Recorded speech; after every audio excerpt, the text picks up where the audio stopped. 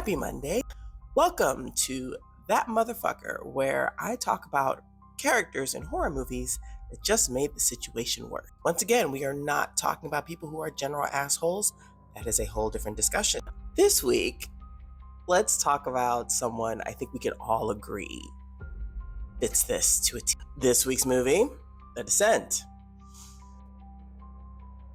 You already know who I'm about to say, right? You already know where I'm going with this, right?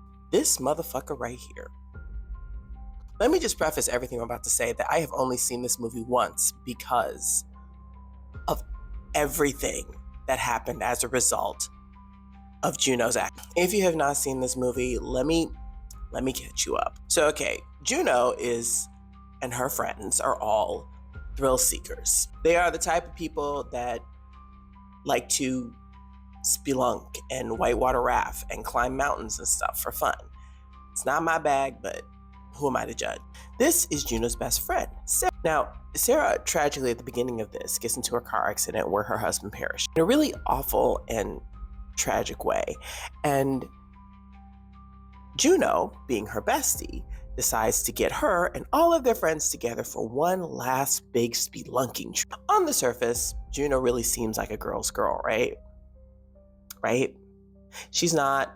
She's the literal opposite of a girl's girl. Like she's the biggest op of this whole thing. And it's because of three major things that you see, the cave that they end up going down, first of all, that was her idea that she found, ends up being filled with underground cannibalistic monsters that subsequently attack and pick off every single one of the characters. And yes, I know what you're thinking. We can't blame her for that. She didn't know there were monsters down there.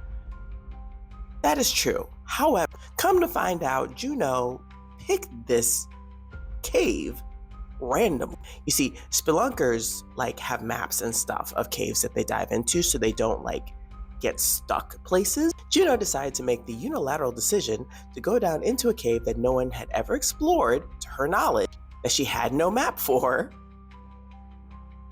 because she thought it would bring them all together. But it gets worse, folks. Yes, it does.